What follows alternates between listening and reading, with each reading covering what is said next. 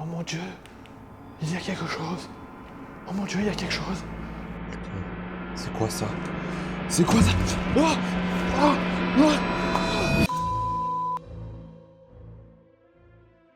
Yo la famille, comment ça va? Mais qu'est-ce qu'on fait là? Hein, vous allez me dire, qu'est-ce qu'on fait là? Eh bien, on n'est pas là pour une vidéo thread d'horreur. Voilà, au cas où vous l'auriez pas deviné. Mais attendez, soyez pas impatients. Bon, j'avoue, c'est moi qui suis impatient. Aujourd'hui, je vous amène avec moi dans 2 lieux présumément hantés et surtout abandonnés. Présumément hantés parce que c'est ce que certaines personnes de la région racontent. Donc on va aller vérifier ça. Hein, c'est un peu une chaîne d'horreur. Donc on est là pour étudier les phénomènes d'horreur finalement. Et bien on est là pour ça. Et si la vidéo te plaît, tu connais la chanson, abonne-toi, like, commente et partage. Ça me donne de la force pour en refaire d'autres. Qui sait, on sait pas.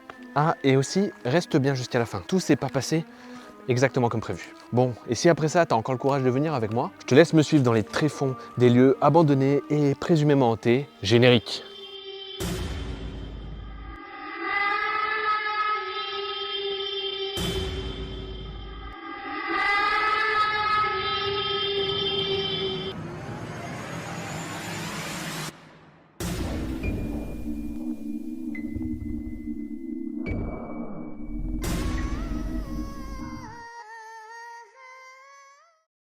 Bon, pour tout vous dire, pour commencer, on se retrouve dans un château abandonné. Et juste après ça, on va aller dans un couvent. Et on va faire des petits tests comme ça. On va essayer de voir s'ils sont hantés, etc. On espère ne pas tomber sur des gens mal intentionnés, cela dit. Et puis, on verra bien. Mais dans un premier temps, on se retrouve au château de Féron. Ce château se trouve dans le département de la Lot-et-Garonne. Évidemment, je ne vous dirai pas où exactement pour respecter l'endroit et les règles de l'urbex. Mais par contre, je peux vous parler du lieu. Ce château a une très longue et lourde histoire. Déjà, il faut savoir que ce château que vous voyez là a été construit sur un plus ancien. Le premier date de 1550. Le domaine est alors appelé Fief de Bonnaire et il appartient à une riche famille à qui le seigneur de la ville l'a légué. Pendant des siècles, les propriétaires s'enchaînent et se succèdent. Puis c'est au XVIIe siècle que le domaine est donné à la famille Féron, dont il gardera le nom. Il est ensuite cédé à une autre famille, puis à une autre, qui conserve le terrain de 1705 jusqu'au début du XXe siècle. Pourquoi juste le terrain? Eh bien parce que c'est finalement au XIXe siècle qu'un certain Louis-Alexandre Rosalie Sylvestre de Féron, c'est beaucoup trop long comme nom wesh, décide de sa démolition datant du XVIe siècle, et qu'il fait construire une nouvelle demeure, de style néo-gothique. C'est celle que vous avez sous vos yeux. Elle est alors bâtie par un architecte bordelais, et Louis-Alexandre machin là, décède le 20 avril 1865, sans avoir pu voir la finalisation des travaux. Mais sa famille va en profiter, et ça, jusqu'en 1943. À partir de là, le château de Féron est occupé par la milice française, qui lutte contre le mouvement de résistance, car nous sommes en pleine Seconde Guerre mondiale. La guerre fait donc rage, et une information vient aux oreilles des Alliés. La milice française se trouve dans ce château. Alors, le 9 août 1944, le château est bombardé par les Anglais, et l'aile nord-est a depuis disparu, et elle n'a jamais été relevée. Bon, pour la petite anecdote, pour tout vous expliquer, en fait, ce lieu était donc, comme je vous le disais, occupé par les Alliés, et les Anglais, pour le libérer, ont décidé de le bombarder. Ils avaient transmis cette info par radio, mais le pôle résistance de la région n'avait pas jugé bon de prendre cette information en compte, et du coup, ils ont juste bombardé, et les Anglais, du coup, comptaient sur la résistance pour qu'ils viennent libérer les otages qui se trouvaient ici. Seulement, voilà, le mec à la radio, c'est totalement chié, il n'y a pas d'autre terme. Bref, après ça, les miliciens abandonnent le château de Féron et il est laissé à l'abandon. Quelques années plus tard, il est ensuite utilisé comme hôtel-restaurant, puis comme centre de loisirs. Une fois les dernières activités cessées, le château est laissé à l'abandon. Depuis, comme tout site un peu ancien et abandonné, on peut trouver des rumeurs sur les lieux qui racontent qu'il pourrait être hanté. Bon, je vous avoue que même si j'y crois pas, tous les mythes et légendes qu'on raconte sur les anciens bâtiments, ça influence et on sent quand même une petite pression quand on est sur les lieux. Mais bon, jusque-là, ça ne semble être que des rumeurs. Mais c'est comme ça que démarrent la plupart des histoires de fantômes et d'horreur, non?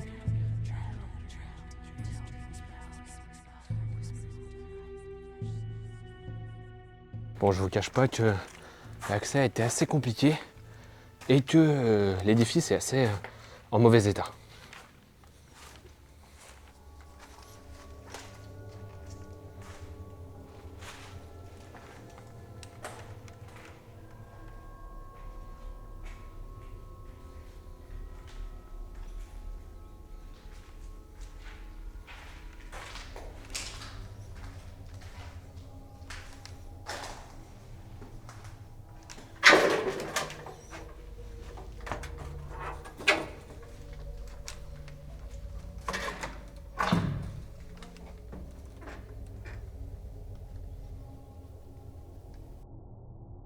voilà. Là, on est dans la partie basse. Je dirais pas sous-sol, mais rez-de-chaussée. Presque sous-sol, je pense. Ici, il y a des anciennes toilettes. On voit clairement que le lieu a été squatté.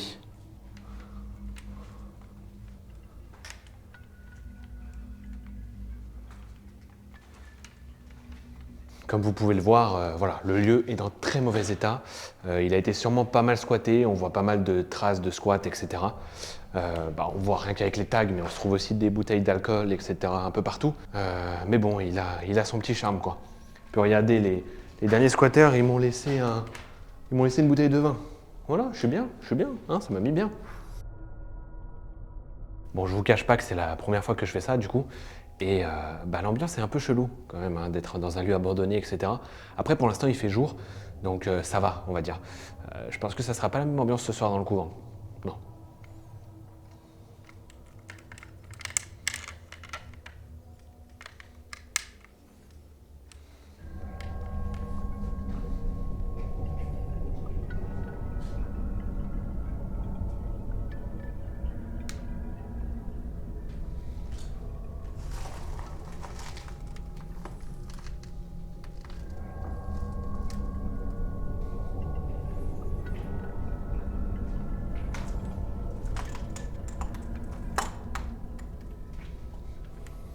Il y avait sûrement une cheminée, j'imagine. Faire attention parce que il y a des trous dans le sol.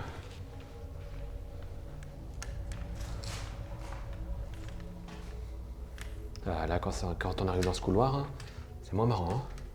Se mettre un peu de lumière. Si vous voyez quelque chose, prévenez-moi. Bon, on va monter tranquillement en premier. Alors je vais faire très attention en montant les escaliers. Parce que si je me trompe pas, c'était dans le château qu'il y a quelques années, une femme a monté les escaliers alors qu'elle était avec sa petite fille et que l'escalier s'est effondré sur elle. Voilà, bon. En plus du traumatisme pour la petite fille, elle s'en est pas sortie. Donc, on va y aller tranquille, hein.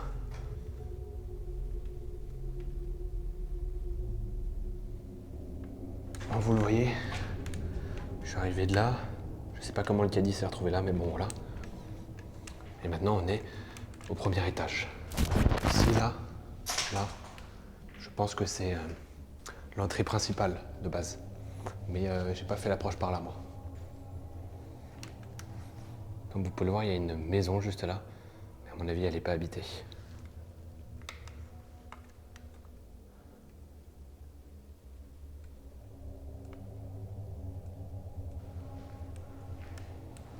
À mon avis, ce trou était pas là à la base. Hein.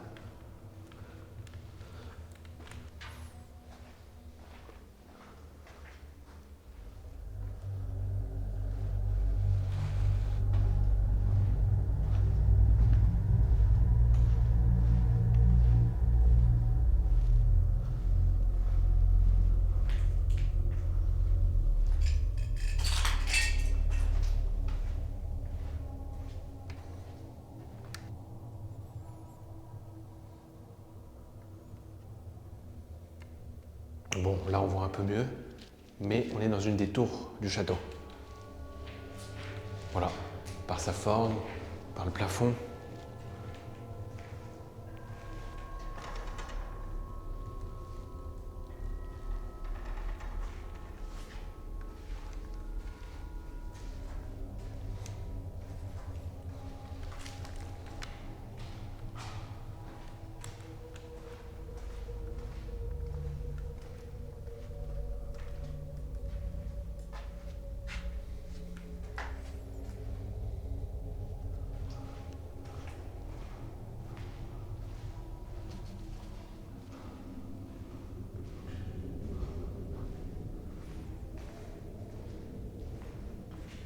Bon, là, il y a l'escalier de la tour.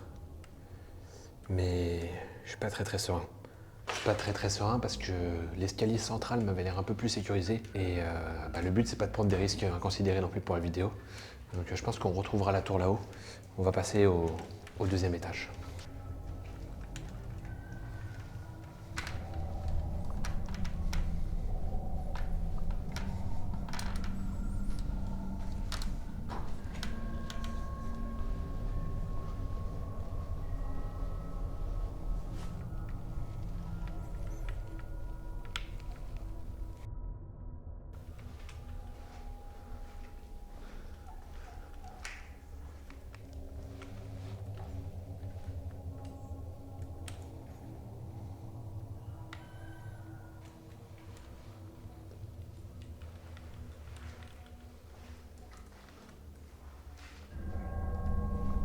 à ce renfoncement. Je suis pas du tout feeling ou quoi que ce soit, mais ce renfoncement là, il ne met pas très bien. Sûrement parce que c'est un cul-de-sac, hein, juste, et que psychologiquement, être coincé dans un cul-de-sac, ça fait peur. Vous avez entendu ce bruit? Moyennement serein, là. Et on n'a pas commencé encore, hein. Enfin, on n'a pas commencé à faire les tests.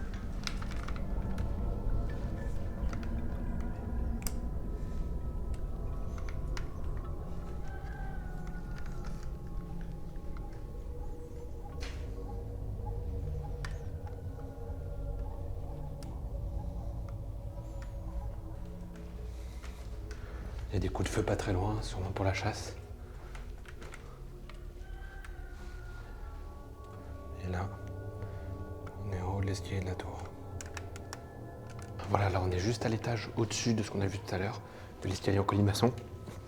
Et je sais pas, il y a l'air d'avoir un frigo plutôt pas trop en mauvais état, comparé au reste en tout cas. On va le laisser là. On va même pas y toucher.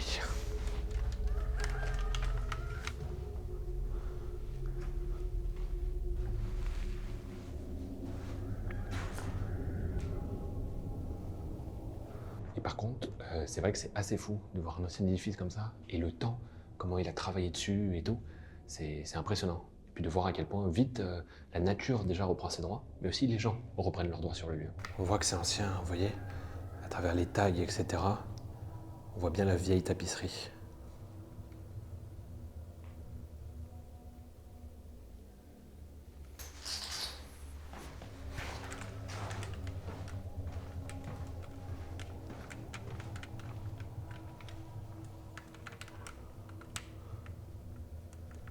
Bon, cette partie des escaliers, elle est un peu en meilleur état. Alors, on va essayer de se faire cet escalier en colimaçon. Mais on va y aller doucement. On va monter très très doucement, hein, je vous préviens.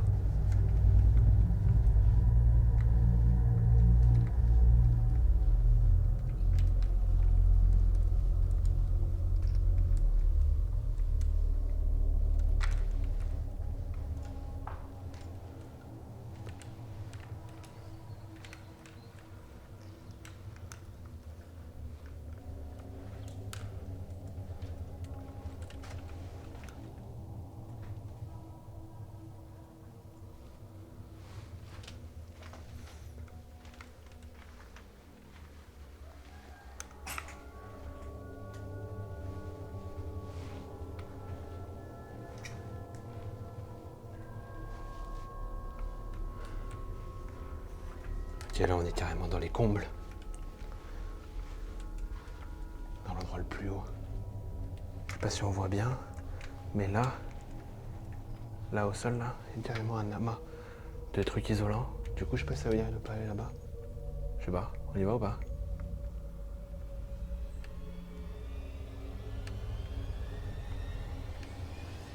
Bon, je vous cache pas que je préfère pas trop, parce que on sait jamais. En fait, j'ai l'impression que cet amas, surtout, c'est une partie qui s'est... vous voyez? Je sais pas si on voit bien là, si je me placer correctement. Là, j'ai l'impression que cette partie s'est effondrée et que ça a été ramené ici. Du coup, moyennement envie que ça me tombe dessus quand même. Donc on va redescendre tranquille.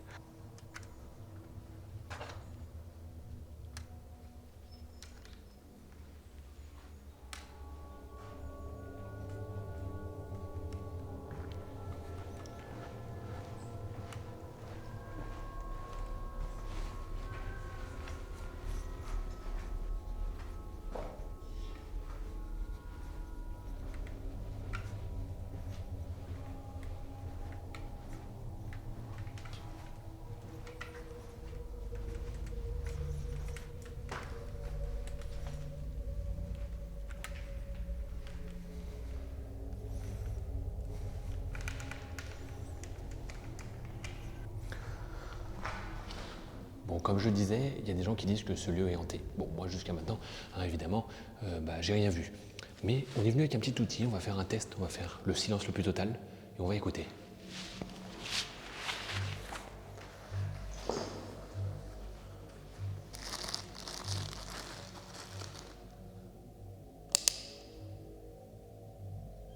Ça s'active, mais pour l'instant, j'ai pas mis mon téléphone en mode avion.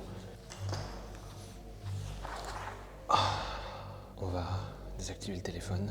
Hop, le téléphone est mis en mode avion. Ça se déclenche toujours un peu, mais parce qu'il y a mon micro. Vous voyez, quand je l'approche de mon micro, hop, ça s'allume. On va donc le poser assez loin de moi. Je vais poser le détecteur EMF au milieu. Hop. Et on va attendre un peu.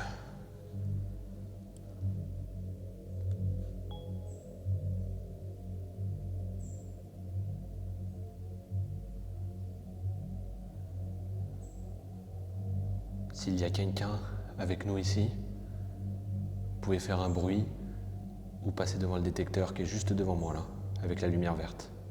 Ça fera des petites lumières un peu de toutes les couleurs qui indiqueront que vous êtes là.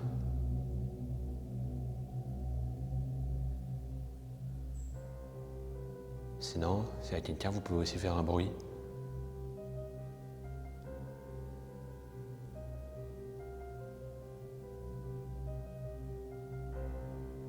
Je vous avoue que la seule chose que j'entends pour l'instant, c'est des moustiques. Hein.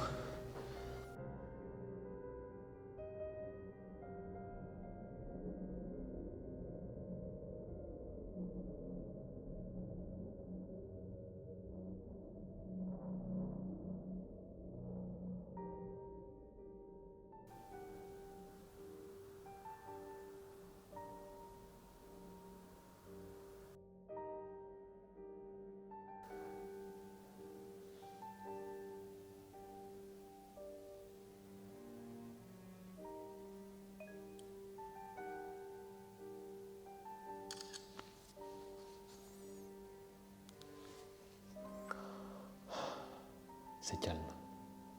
Très très calme.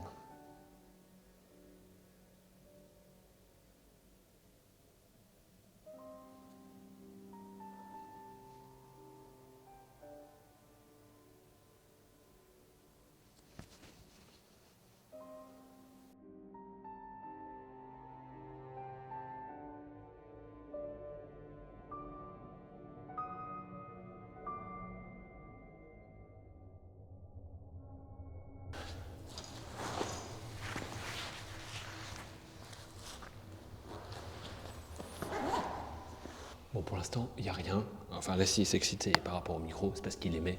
Mais sinon, il n'y a rien. Il n'y a rien. On va essayer de se balader un peu et sans trop le rapprocher du micro. Hein.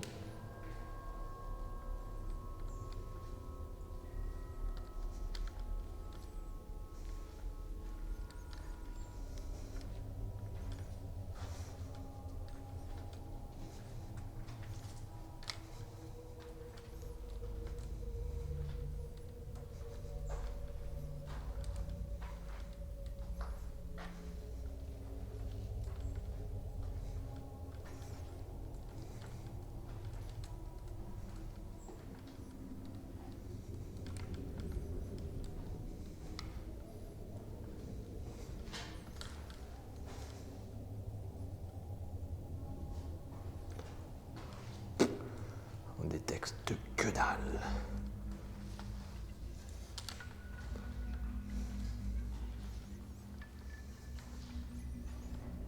On va essayer de descendre un peu en bas pour voir si on capte d'autres choses.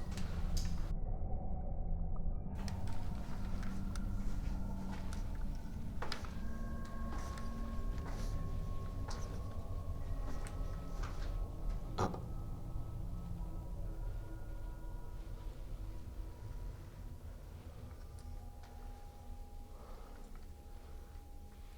Putain, on détecte un truc ici, mais très très léger.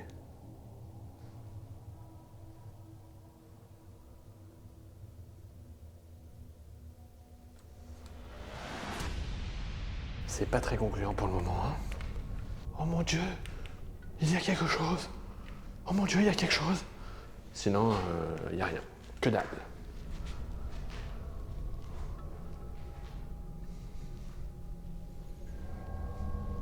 Oh mon Dieu. Aïe, aïe. Bon.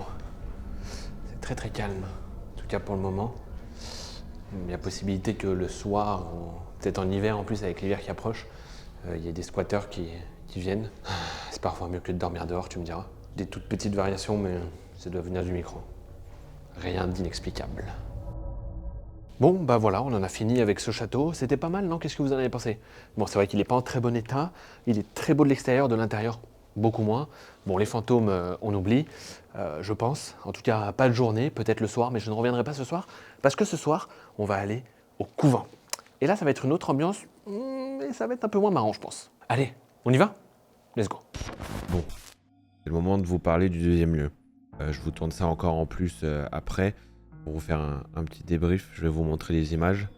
Mais comme je vous disais en début de vidéo, tout s'est pas passé comme prévu. Il s'est passé un truc de fou. Pourtant, moi qui suis sceptique de base, là je suis encore un peu sous le choc, je vous avoue. Donc voilà. Je vous laisse avec les images et on en reparle après. Bon, je vous tourne ça au téléphone parce que je suis en repérage de nuit pour trouver une entrée. Et je crois que j'ai trouvé une entrée.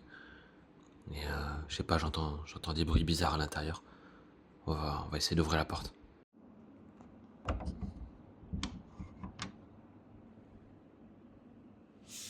Putain, c'est quoi ça? C'est quoi ça? Oh! Oh! Oh! Bon, qu'est-ce qui se passe sur la vidéo?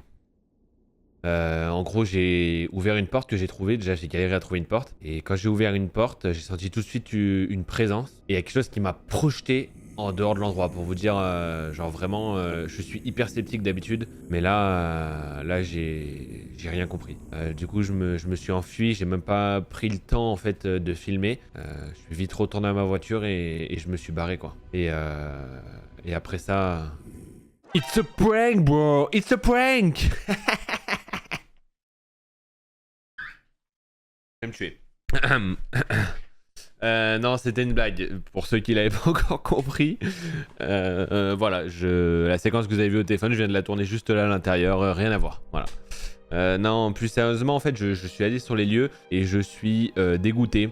Parce qu'en fait, il y avait des caméras partout déjà, donc voilà, et tout était très barricadé. Et le but de l'urbex, etc., c'est pas de dégrader le lieu et tout ça, donc j'ai pas forcé, etc. J'ai juste cherché une entrée et malheureusement j'en ai pas trouvé. Après, rien ne m'empêche de quand même vous parler du lieu et de vous parler de son histoire, parce que c'est intéressant, que j'ai quand même pu prendre des images au moins de l'extérieur. Et voilà. Ça fait partie des aléas de l'urbex, c'est comme ça. Bon allez, moi je vous laisse avec ces très belles images et avec les explications. Bienvenue au couvent des Latanais. Concernant ce lieu, on n'a pas beaucoup d'informations, mais on sait qu'il a été construit à l'initiative de mademoiselle Léonie de Chaussinck, une riche héritière. On est alors en 1875 et elle fait don des terres et d'une somme considérable pour la construction afin de fonder un monastère pour les pères passionnistes. Mais c'est quoi, les pères passionnistes? En 1720, un certain Paul Daney, connu plus tard en tant que Paul de la Croix, à l'âge de 26 ans, se retire en Toscane et il fonde la Congrégation des clercs déchaussés de la Sainte Croix et de la Passion de notre Seigneur Jésus-Christ. Il aurait dû mieux taffer le nom, je pense. Apparemment, il crée ce courant après avoir eu la vision du Christ vêtu d'une tunique noire ornée d'un cœur et portant l'inscription « Passion du Christ ». Leur méthode? Propager la dévotion de la Passion du Christ en voyageant et en faisant des retraites spirituelles. Là où les règles de ce mouvement sont établies par Paul lui-même. Quelles sont-elles, vous allez me dire? Eh bien, c'est le renoncement total en respectant 4 vœux. Pauvreté, chasteté, obéissance et propagation du culte. Obéissance à lui, évidemment. Bon, et donc notre chère mademoiselle Léonie, suivant ce cours de pensée, fait don de toute sa richesse pour construire cet endroit. Le monastère est alors construit selon les plans d'un célèbre architecte bordelais, Jean-Jules Mondet. En 1878, la chapelle est construite mais non terminée. Néanmoins, le reste des bâtiments, comprenant le réfectoire et une vingtaine de cellules, pour enfermer les non-croyants en leur courant, sont achevés. Malheureusement, le chantier du monastère s'arrêtera là, probablement pour des raisons financières. Mademoiselle Léonie étant ruinée.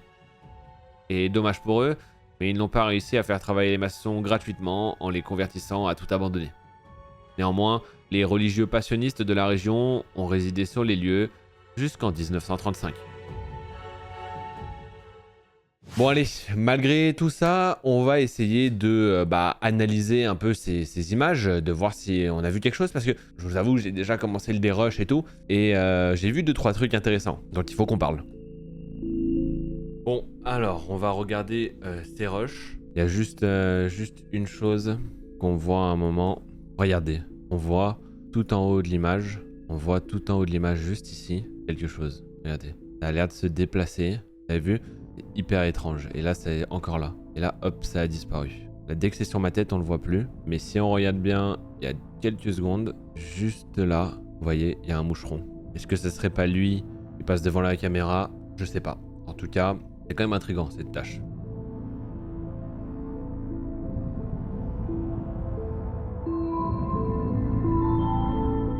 Et elle me suit à plusieurs moments, c'est pour ça que peut-être que j'avais quelque chose sur ma caméra. Ouais, là, ça a l'air d'avoir disparu quand même, alors que j'ai pas retouché à ma caméra. Étrange. Et pour vous, truc totalement explicable, même si je pense que oui, ou apparition fantomatique. Bon, et il y a une deuxième chose que je voulais voir avec vous. C'était ce moment dans la vidéo où mon détecteur EMF se déclenche quand on est dans le noir. Je vous dis que à ce moment-là, c'est mon micro. Je pense en effet que c'est mon micro. La seule chose, c'est que je ne l'ai pas rapproché plus que les autres moments. Du coup, pourquoi ça se déclenche, je sais pas, ça peut s'expliquer par plein de choses. Hein. Mon téléphone était toujours en mode avion à ce moment-là. Mais voilà, je ne sais pas si ça peut être un signe de quelque chose. Je ne pense pas. Je pense que comme les trucs d'avant, comme le flair là qu'on a vu, ça s'explique. Néanmoins, c'est quand même à relever que ça s'est déclenché à ce moment-là, au moment où j'étais dans le noir. Et on peut voir que ça se déclenche pas mal. Et là, je le rapproche pas de moi, ça se déclenche pas mal. Et en fait, je cherche autour. C'est pour ça qu'on le voit plus à un moment. Je cherche autour et en fait, quand j'approche de certains murs, ça le fait encore. Donc peut-être qu'il y a encore pas un réseau électrique. Je pense pas qu'il fonctionne encore, mais peut-être qu'il y a encore des câbles qui passent. Et vous voyez, là, ça se déclenche pas mal. Mais bon. C'était quand même assez intéressant à relever. En tout cas, dans Phasmophobia, ça n'aurait pas compté parce qu'il faut un EMF 5 et on a eu 3 max. Donc, je pense pas que ça soit un démon ou un djinn ou je sais pas. Parti en couille. Bref, voilà, c'est la seule chose un peu des images qui étaient intrigantes, on va dire. Pause. Juste, je retourne ça après, juste pour l'audio parce que je peux pas tourner avec ma caméra. Il y avait un troisième point dont on n'a pas discuté à un moment dans la vidéo, c'est un gros boom que mes micros ont capté à un moment. Écoutez. Je suis pas du tout feeling ou quoi que ce soit, mais ce renfoncement là, il me met pas très bien. Sûrement parce que c'est un cul-de-sac, hein, juste, et que psychologiquement, être coincé dans un cul-de-sac, ça fait peur.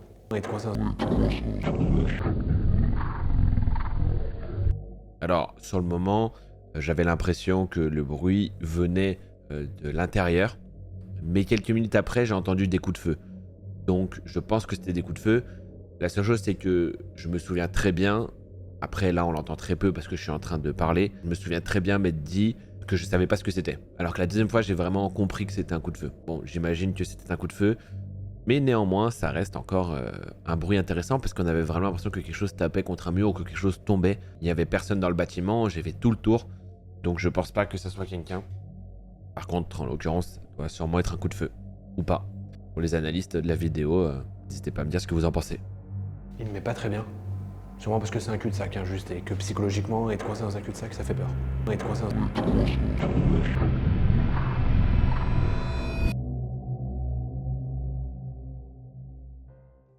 Bon, et bien voilà, on aura à peu près visité les deux lieux. La vidéo s'est pas passée comme prévu, mais j'espère quand même qu'elle vous a plu. En tout cas, moi, elle m'a demandé pas mal de préparation, pas mal de travail et quelques achats. Donc le meilleur moyen de me soutenir, eh bien, c'est de vous abonner à la chaîne pour me donner de la force, pour faire peut-être de futures vidéos comme celle-ci. Et puis on va s'améliorer au fur et à mesure avec les vidéos, etc. Évidemment, n'hésitez pas à caresser délicatement le bouton like et à me faire un petit coucou en commentaire. Et évidemment, à me donner votre avis sur tout ce qui s'est passé dans cette vidéo. Ah, et c'est la dernière vidéo avant le 1er décembre. Enfin, il y en aura une sûrement qui arrive demain pour vous expliquer 2-3 trucs. Mais après ça, on part pour un gros mois de décembre. Il va y avoir du lourd. Alors, encore plus, abonnez-vous, activez la cloche et vous ne serez pas déçus. En plus, bon, je dis ça, je dis rien, mais il y aura peut-être quelque chose à gagner. Et moi, la famille, je vous souhaite une excellente matinée, nuit, journée, ce que vous voulez, et je vous fais un bisou. Tchuss!